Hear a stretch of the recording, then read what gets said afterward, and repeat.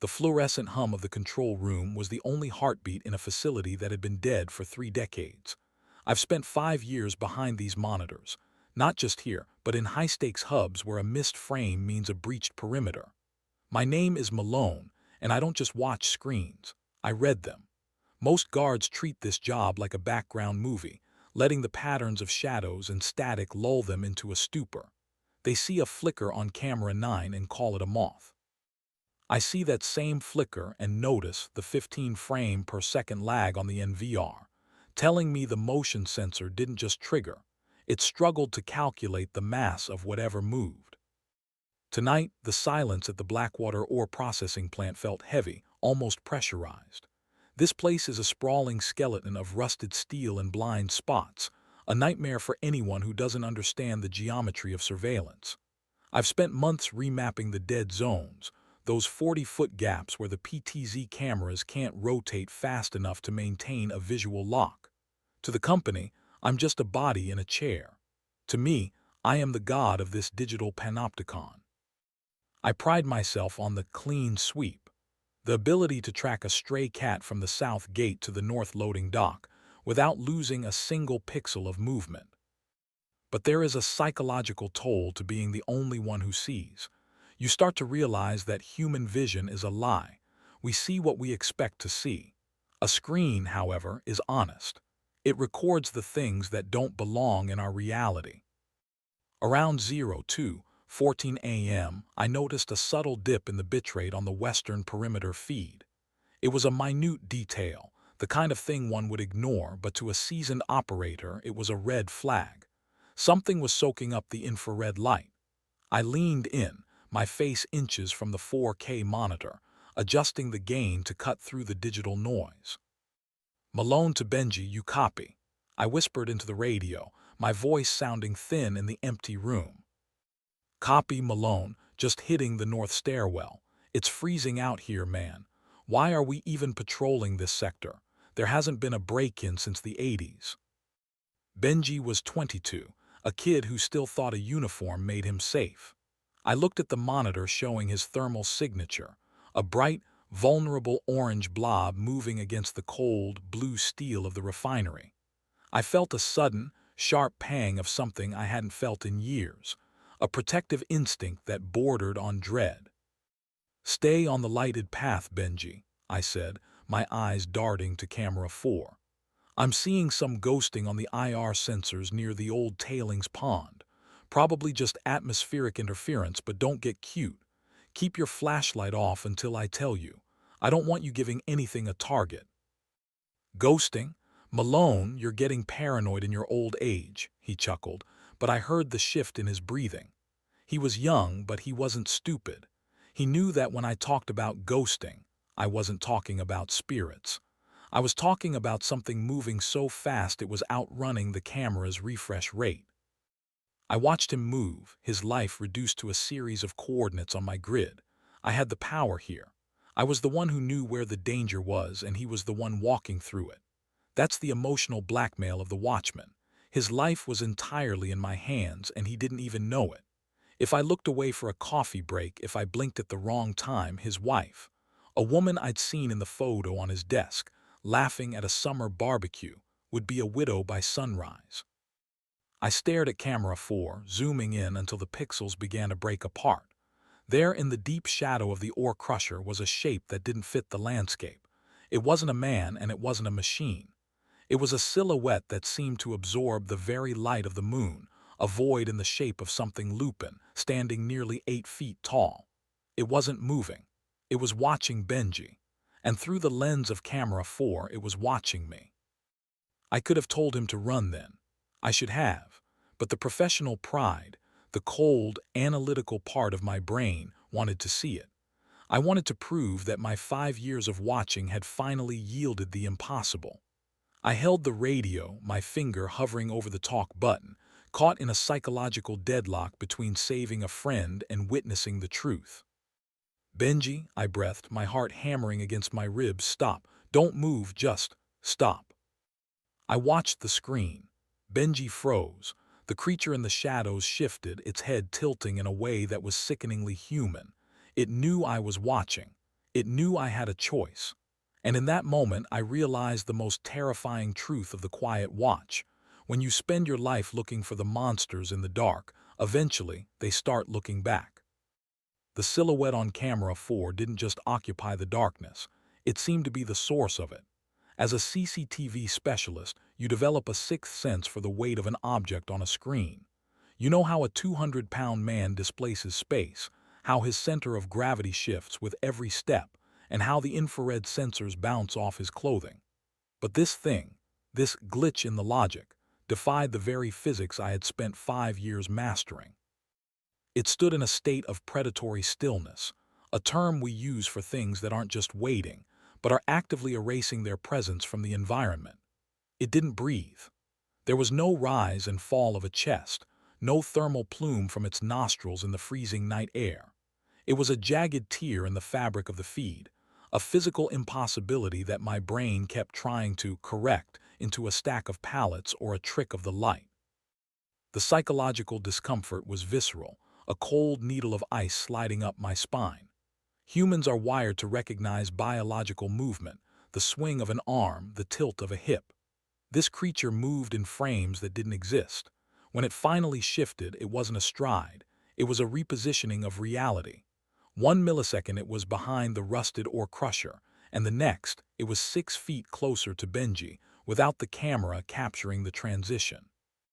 I checked the frame rate counter at the bottom of the screen. Constant 30 FPS. No dropped packets, no network jitter.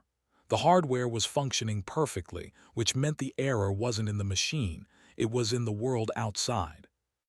"Malone, you still there? You're breathing like you're running a marathon," Benji's voice crackled over the radio, sounding unnervingly close. On the monitor, I could see the back of his head, just 20 yards from the void. I felt the first wave of emotional blackmail wash over me. I had the God view. I could see the predator and I could see the prey. If I told Benji to turn around, the sudden movement would almost certainly trigger the creature's strike reflex. If I told him to stay still, I was essentially pinning him to the spot for a slaughter. My expertise was no longer a tool. It was a cage. I was blackmailing his survival with my own silence, holding his life in the balance of my indecision. I knew that if I spoke too loudly, the vibration of his own radio might be the dinner bell for the thing in the shadows. The stillness of the creature was the most haunting part. It was a logic trap. In the security world, we are taught that movement is the threat. But this was the threat of the stationary. It was the psychological equivalent of a jump scare that never happens, a tension that only tightens until the mind starts to fray. I watched its eyes, 2 pinpricks of reflected light that didn't quite align with where a wolf's or a man's eyes should be.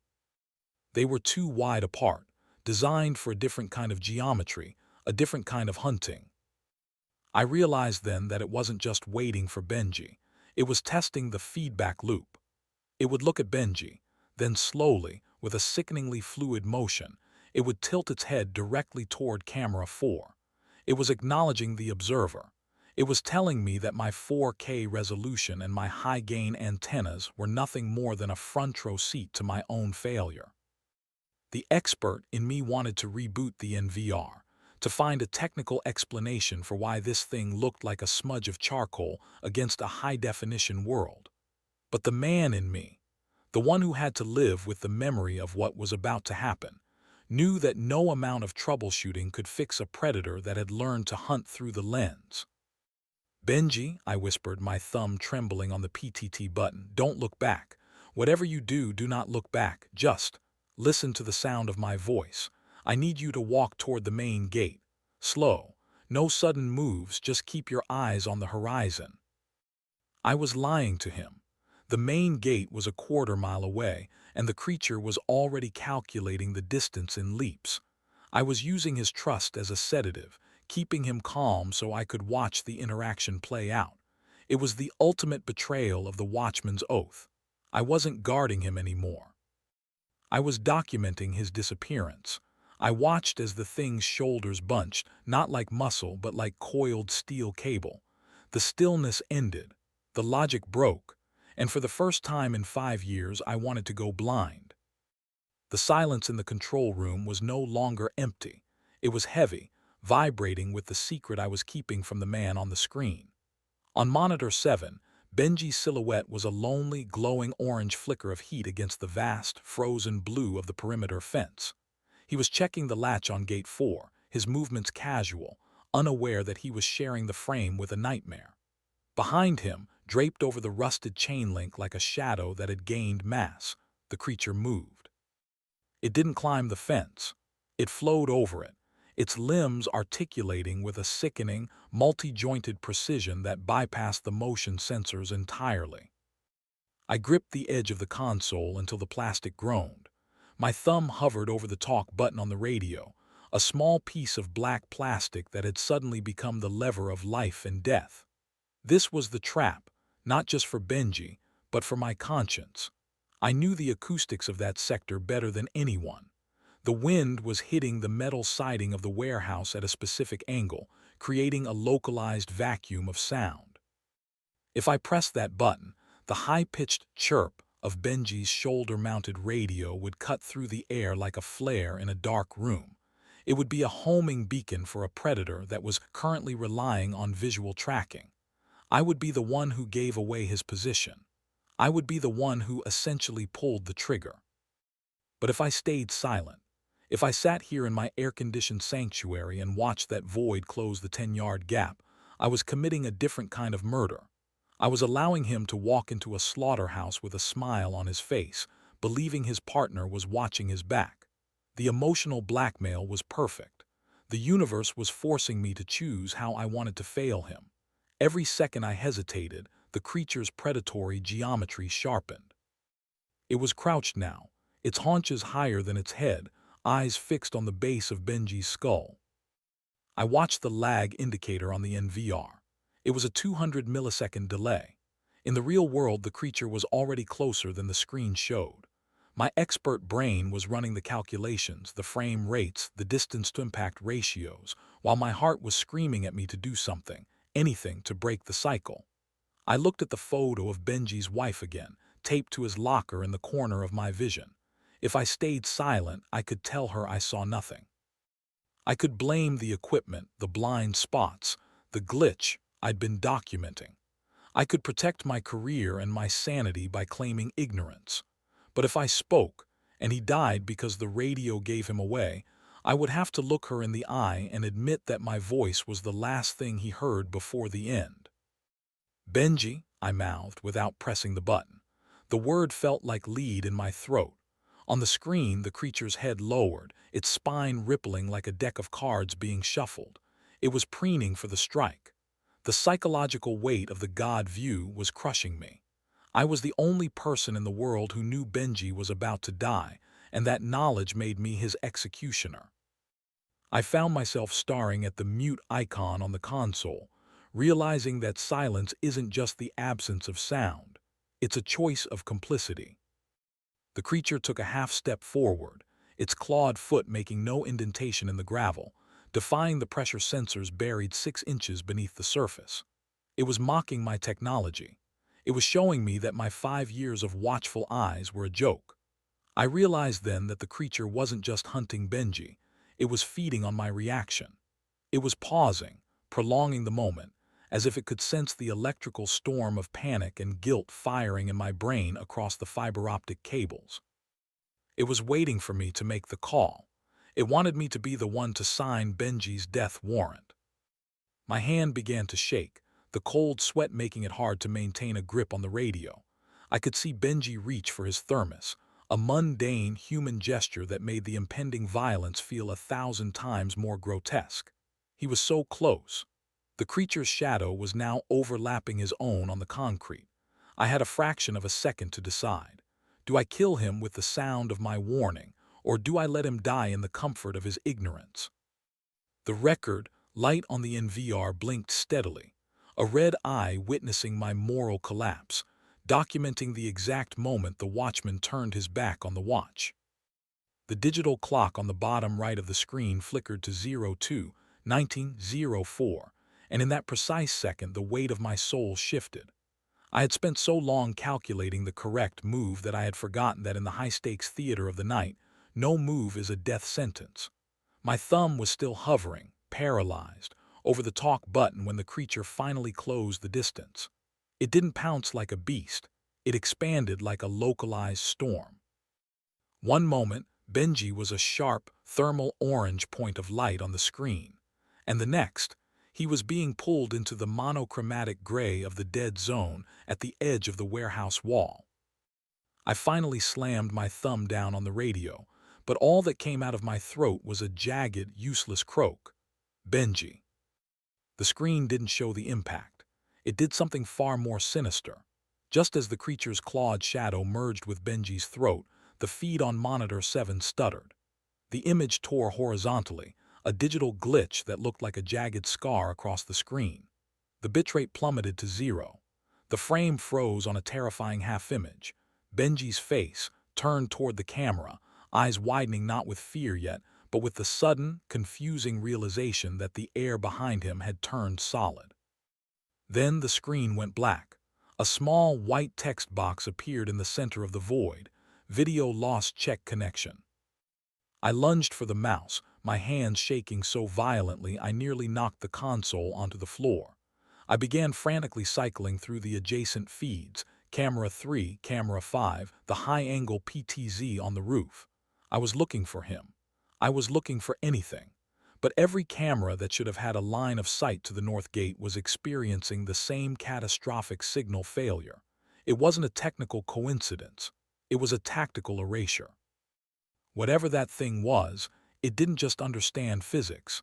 It understood the architecture of my surveillance system. It had created a blind corridor in real time. The silence that followed was louder than any scream. It was the silence of a man who had traded his partner's life for a few more seconds of observation. The emotional blackmail I had been fighting was now a finalized contract. I hadn't just witnessed a tragedy. I had authored it through my hesitation. If I had spoken at 02:18, he might have tripped, he might have screamed, but he would have been real. Now, he was just a gap in the data, a 200-millisecond lag that had stretched into an eternity. I sat back in the ergonomic chair, the leather sticking to my sweat-soaked shirt. The psychological toll of the watchman's guilt began to settle in, a heavy, suffocating blanket of realization. I was the expert. I was the one with 5 years of experience. I was the one who bragged about seeing the unseen. And yet, when the unseen finally stepped into the light, I had frozen like a moth in a spotlight. I stared at the record light on the NVR, which was now blinking a mocking, rhythmic red. It was still recording the blackness. It was recording my heavy breathing, my muffled sobs, and the absolute evidence of my failure. Every training manual I'd ever read flashed through my mind, each one a fresh indictment. Rule 1, immediate communication of a breach. I had failed it. Rule 2, prioritize personnel over property. I had failed it. I looked at the empty seat next to me where Benji's half-eaten sandwich still sat on a paper napkin. The mustard was starting to dry at the edges. A life, a marriage, a future, all discarded because I wanted to see if the monster was real. The monster was real, but as I looked at my own reflection in the darkened glass of the monitors, I realized I wasn't sure which one of us was the predator anymore. I hadn't pulled the trigger, but I had definitely held the target still. I reached out and touched the cold glass of monitor 7, right where Benji's face had been a moment before the cut. The glass was hummed with static electricity, a tiny, stinging reminder of the energy that had just been snuffed out. I wasn't just a guard anymore. I was a witness to a crime that the world wasn't supposed to know about. And the most terrifying part wasn't that Benji was gone. It was the realization that I was now the only thing left on the record that the creature might want to erase. The dial on the NVR was still spinning in a useless digital loop when the headlights swept across the lobby glass. It had been exactly 6 minutes since the signal loss, far too fast for local police and even faster than a panic button response. A matte black SUV, devoid of any markings or plates, slid into the loading bay with a precision that chilled me. They didn't park, they staged.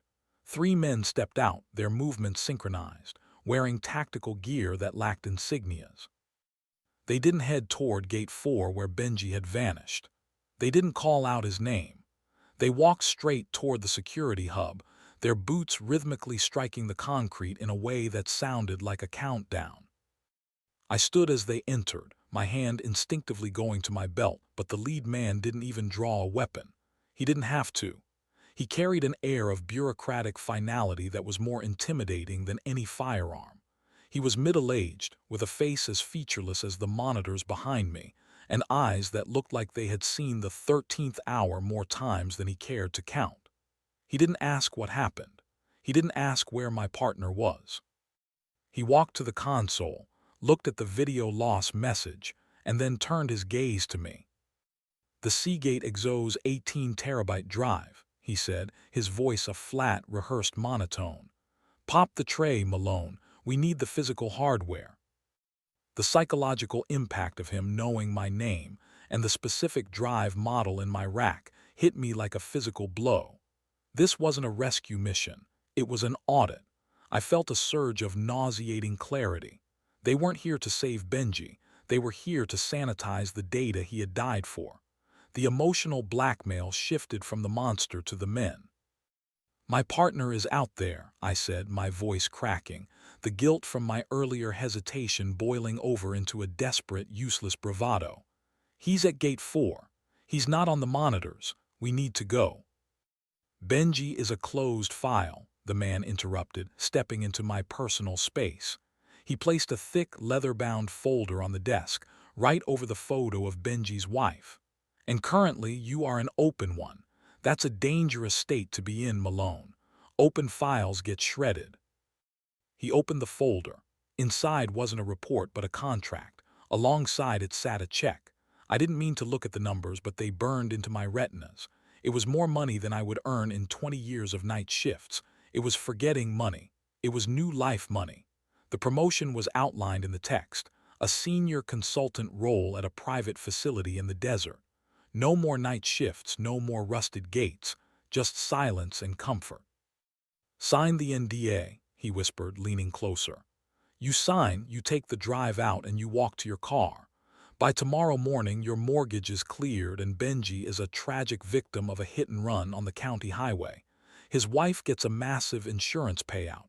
She's taken care of. Everyone wins." "And if I don't?" I asked, my heart hammering against my ribs. "If I want to talk about what I saw on camera 4, the way it moved, the way the frames glitched." The man's expression didn't change, but the air in the room seemed to drop 10 degrees. "Then we don't need the hard drive as much as we thought," he said softly. "Because then the only record of tonight would be inside your head, and we have very efficient ways of deleting memories, Malone. We'd find you in the same dead zone Benji found. No insurance, no check, just another glitch in the system." The blackmail was absolute. He wasn't just threatening my life. He was offering me a way to monetize my cowardice. He was asking me to sell the last shred of my integrity to cover up the death I had already permitted through my silence. If I took the money, I was an accomplice. If I refused, I was a ghost. I looked at the rack, the red light of the NVR still blinking, recording this very conversation. I realized then that they wanted the drive because I was on it. My failure was their leverage. I looked at the pen he held out. It was a heavy, silver thing that felt like a weapon. My mind raced through the blind spots of the facility one last time, searching for a third option, but there was nowhere to run that the cameras didn't already own. I was caught in the ultimate logic trap. The only way to survive the truth was to become a lie. I'm looking at the pen, I'm looking at the check, and I'm looking at the empty chair where Benji used to sit. Before I tell you which path I took, look at your own life. If they offered to erase your biggest mistake for the price of your silence, would you take it? Tell me. I need to know if I'm the only monster in this room. The men in the black suits had been gone for 20 minutes, taking with them the primary drive and the heavy silence of a signed soul. They left me in a room that felt haunted by the geometry of my own cowardice. The check sat in my pocket, a cold weight against my thigh, but my hands were busy. I waited until the taillights of the SUV were long swallowed by the industrial fog before I reached under the subfloor of the server rack. 5 years in CCTV control centers teaches you more than just how to watch. It teaches you where the system is most vulnerable to itself. I had installed a secondary off-network NAS, a ghost drive, months ago, bypassed through a mirrored port that the agency's sweepers hadn't even checked. They were looking for the official record. They didn't know I had the shadow. I pulled the secondary feed onto a small, handheld diagnostic monitor. This wasn't the sanitized, compressed version. This was the raw, unencrypted stream, captured at 60 frames per second before the video loss command had hit the primary bus. I sat in the dark, the blue light of the screen reflecting in my eyes, and I felt the first real wave of psychological horror. It wasn't the fear of being caught. It was the fear of what my expert eyes were about to see. I wasn't just investigating a crime anymore. I was investigating the death of my own sanity. I scrubbed the footage back to 02/1904. The glitch that had blinded the main system wasn't on this drive. I watched as the creature surged toward Benji, but as it entered the halo of his flashlight, the monster didn't tear him apart. It didn't even touch him. Instead, it seemed to vibrate, a blurring of its physical borders that looked like a digital artifact made flesh.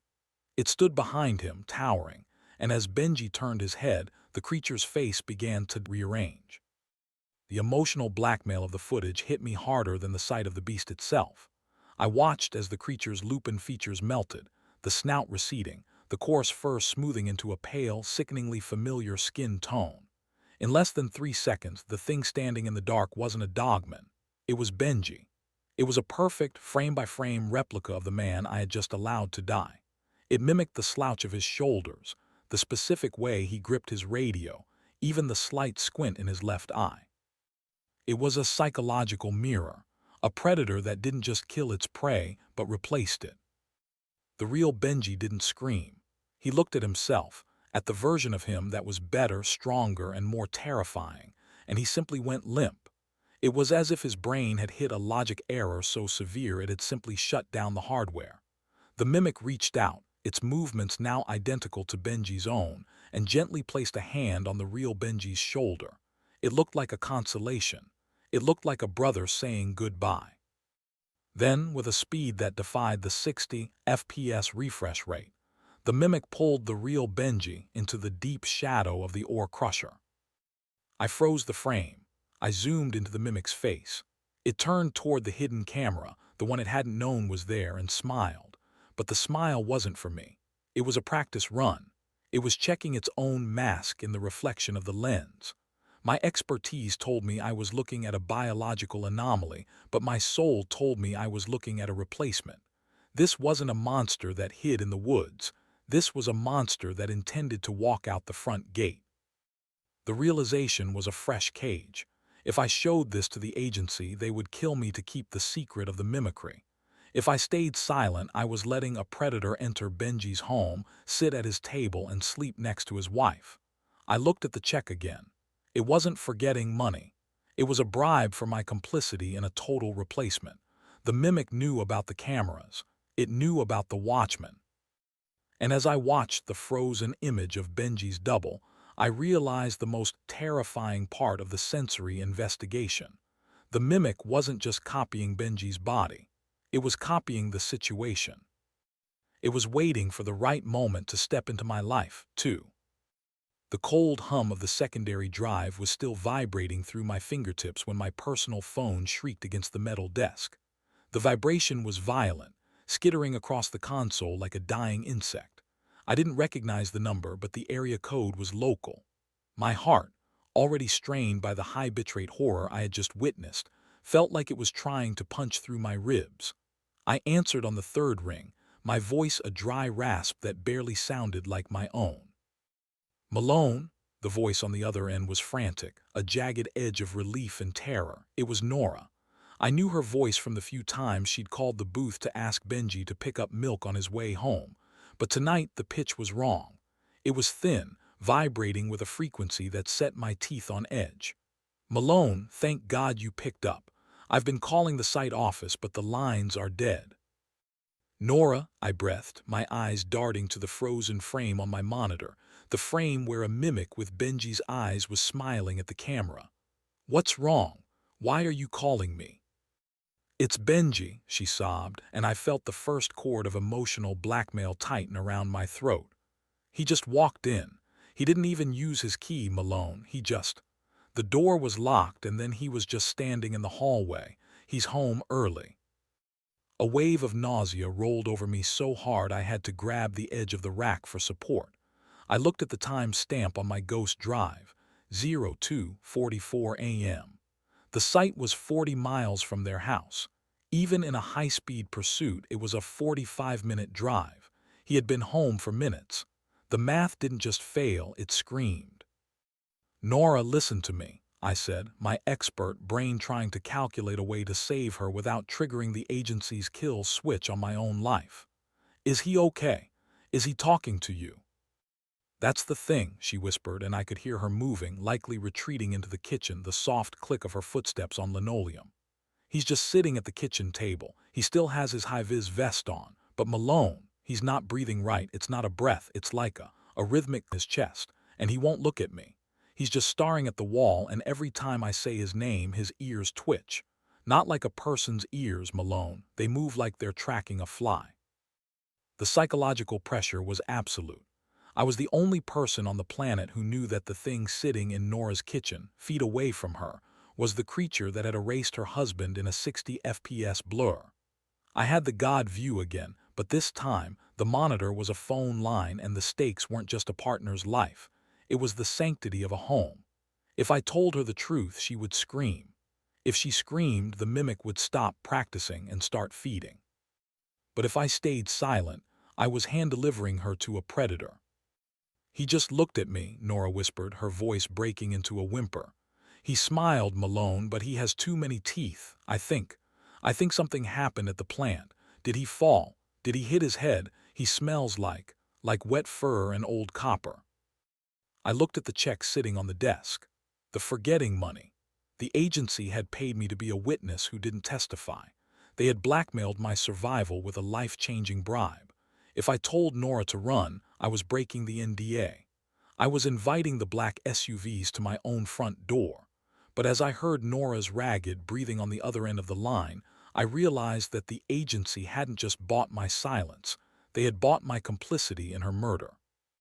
"Nora," I said, my voice trembling with a terrifying clarity, "I need you to do exactly what I say. Don't scream. Don't cry. I want you to tell him you forgot to lock the car. Walk out the front door. Don't grab a coat.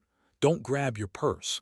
Just walk out, get in the car, and drive until you see a police station. Do not look in the rear-view mirror." "Malone, you're scaring me," she whimpered. "Why can't I just—" A sudden, sharp sound cut through the phone, a wet, heavy thud like a slab of meat hitting the floor. Then a voice came through. It was Benji's voice. It was his exact cadence, his specific Midwestern drawl, but it sounded like it was being played through a broken speaker. "Who are you talking to, Nora?" the voice asked. It wasn't a question, it was an observation. I stopped breathing. The line went dead. I stared at my phone, the call-ended screen glowing a cold, mocking green. The psychological breakdown was complete. I wasn't just the man who watched a murder. I was the man who had just watched a replacement. I stood in the center of the control room, surrounded by $1 million of surveillance equipment, and realized that for all my expertise, I was completely and utterly blind to what was coming next. The silence following the disconnected call was a vacuum that threatened to collapse my lungs. I stood in the flickering blue light of the hub, the expert. I claimed to be dying a slow, agonizing death inside me. I looked at the check on the desk, the physical embodiment of my silence, and then at the phone that had just broadcast the sound of a predator claiming a home. This was the impossible choice, a psychological pincer move designed by a reality that no longer cared for human morality. If I called Nora back, if I screamed the truth through the speaker, I wasn't just breaking a contract. I was signing a death warrant for everyone I loved. The cleaners hadn't just paid me for the drive. They had mapped my life. They knew where my sister lived. They knew the route my mother took to the pharmacy. By accepting that money, I had invited them into the most intimate corners of my existence. To save Nora was to sacrifice my own blood. It was the ultimate form of emotional blackmail, a high-stakes trade where the currency was the lives of the innocent. I sat back down, my hands hovering over the keyboard. I could see the mimic's face in my mind, that perfect, sickening replica of Benji. I imagined it sitting at Nora's table, lifting a fork with Benji's specific three-fingered grip, while she sat across from it, her heart hammering in her chest because something about the way he breathed was wrong. I was the only person who could stop that dinner from becoming awake. I was the only one who could tell her that the thing she was about to share a bed with was a biological tape recorder that had looped her husband's soul. But the alternative, if I stayed silent, I was the architect of her nightmare. I would be walking through the rest of my life with forgetting money in my pocket, knowing that every breath I took was paid for by her slow, psychological dismantling. The agency wouldn't just kill me if I spoke. They would erase the very memory of my protest.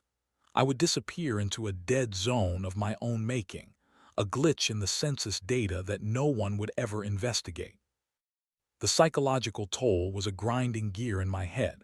I began to rationalize, a symptom of the survivalist's dilemma. Maybe the mimic wouldn't hurt her. Maybe it just wanted a life. Maybe it was a perfect replacement and she would live the rest of her days in a blissful, manufactured lie. Wasn't a happy lie better than a bloody truth? I tried to force myself to believe it, to let the weight of the check soothe the jagged edges of my conscience. But then I remembered the smell Nora described, wet fur and old copper. The mimic wasn't an upgrade, it was a parasite. I looked at the record button on the secondary console. I could record a confession. I could dump the ghost drive to a cloud server and send the link to every news outlet in the state. I could go out in a blaze of authenticity, proving that even a man who spends his life behind a screen can still stand up. But as I reached for the mouse, I thought of the black SUV. I thought of the man with the featureless face. They wouldn't just stop the upload. They would make sure that whatever they did to me took a very, very long time. The blackmail wasn't just about safety. It was about the crushing realization that in the modern world the God view is a curse. To see everything is to be responsible for everything, and I wasn't built for that kind of weight. I was just a guy who liked frame rates and blind spots. I stood at the precipice of the choice, my finger twitching over the delete all key on the ghost drive. One tap and the evidence was gone. One tap and I was a rich man with a clean slate. I stared at the screen. The image of the mimic's smile burned into my retinas, and I realized that the choice wasn't between life and death. It was between being a person who saw too much or a ghost who saw nothing at all. The heavy check in my pocket felt like a lead weight, pulling me back toward the one place on Earth I never wanted to see again. I shouldn't have gone back to the Blackwater plant. Every professional instinct I possessed, every year of CCTV training, told me that once a site is sanitized, you stay away unless you want to become part of the trash. But the psychological hook of the incomplete record was too strong. I needed to know if the physical world was as broken as the digital one I had watched on my monitors. I needed to see the evidence that the agency couldn't delete with a keystroke. I returned under the cover of a moonless 03:00 a.m., slipping through a gap in the perimeter fence that I knew was a blind spot, caused by a faulty bracket on camera 12. The air at the site had changed. It no longer smelled like rusted iron and stagnant water. It smelled like an open grave in a forest.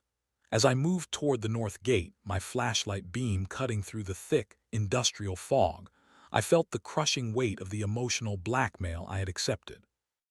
I was walking on ground I had sold for a promotion and a quiet life, yet my feet felt like they were trespassing on my own soul. I reached the spot near the ore crusher where the glitch had occurred. The agency's cleaners had done a terrifyingly good job. The gravel had been raked, the blood, if there had been any, was bleached away, and the scent of chemicals hung heavy in the air. But they didn't have my eyes. They didn't have 5 years of looking for the things that don't belong. I knelt by the base of the steel pylon and saw it. A single, coarse strand of hair caught in a jagged bolt. It wasn't gray and it wasn't brown. It was a shifting, iridescent black that seemed to absorb the light of my torch. It was too thick for a wolf and too textured for a man. It was biological evidence of the impossible. Then my light hit something metallic. Half buried in the fresh gravel was Benji's radio. I picked it up and my heart didn't just sink, it shattered. The heavy-duty plastic casing wasn't just broken, it was crushed with a precision that was chilling. The talk button had been pressed so hard it was fused into the motherboard.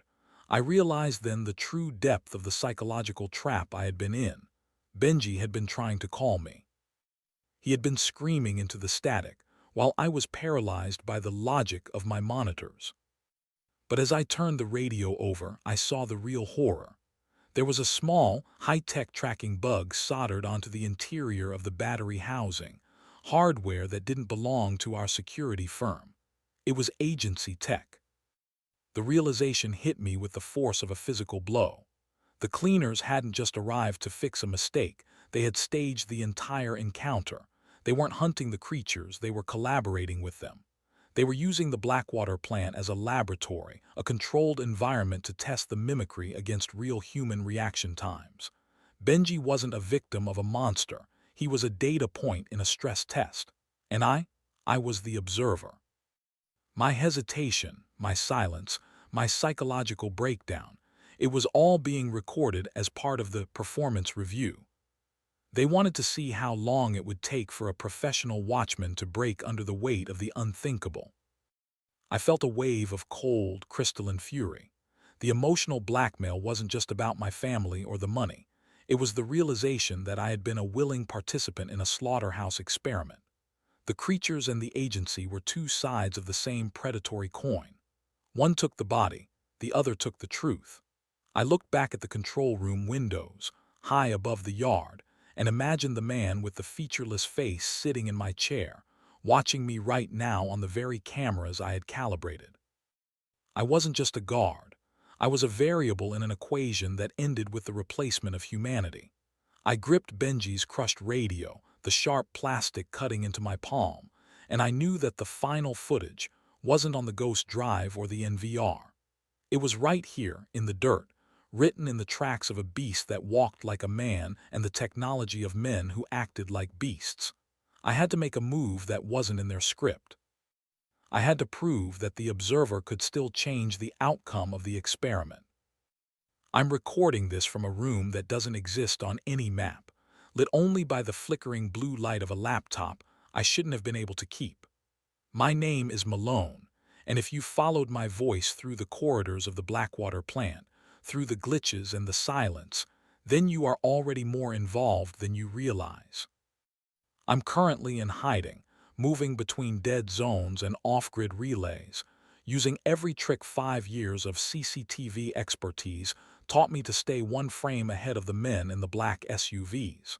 But this isn't about me anymore. This is about the God view, and what happens when the observer becomes the observed. I left the check in the dirt at the north gate, pinned under Benji's crushed radio. I realized that forgetting money is just a down payment on your own erasure. The agency doesn't pay you to stay quiet, they pay you to become a vacancy. As I sit here, watching the metadata of this video upload to a public server, I feel a chilling sense of psychological clarity. I didn't just witness a monster, I witnessed a merger. I saw the point where biological mimicry met corporate coldness, and I saw how easily a human life, a man like Benji, is discarded to calibrate the precision of a replacement. I want you to look at the person sitting across from you at dinner tonight.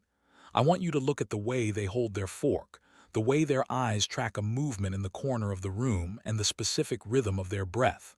Does it feel heavy? Does it sound like a click instead of a sigh? You might think you're just being paranoid, a byproduct of a scary story on a screen.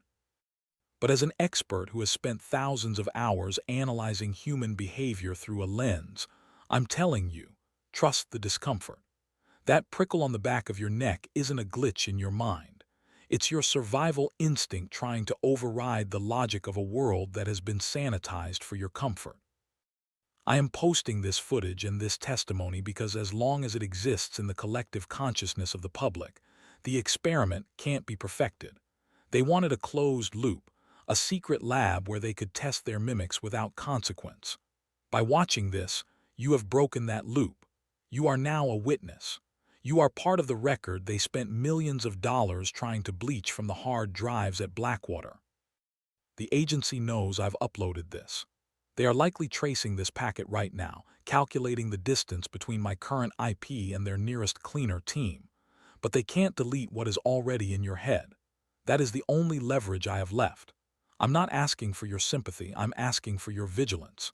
If I disappear, if this channel goes silent, or if I suddenly reappear and tell you it was all a fictional ARG, don't believe it. Look for the frame rates. Look for the glitches in my behavior. Because if they find me, the man who comes back won't be Malone. You are now the watchman. You are the one sitting in the control room, staring at the monitors of your own lives. Don't blink. Don't hesitate the way I did. Because the moment you look away from the truth to check your bank account or your social media, the mimic moves 6 feet closer. I've done my job. I've documented the unseen. Now the record is in your hands. If they find me, you are the only ones who truly know what happened at the 13th hour. Stay in the light and for God's sake, keep the cameras running. Before I go back into the shadows, I have one question for you. I spent 5 years watching monitors, but now I'm the one being tracked. Look at your own security feed tonight. Look at the camera in the corner of your room, the lens on your phone, or the reflection in your window. Which corner are they watching you from? If you've seen a glitch in your own reality, something that didn't move like a man or a beast, drop your report in the comments. Your story might be the only piece of the record they haven't erased yet. Don't let the feed go dark. Like this video to signal you're still watching, and subscribe to Howl After Dark to stay part of the network. Because in a world of mimics, the only thing they can't fake is a witness who refuses to forget. Stay in the light. I'll see you on the next watch.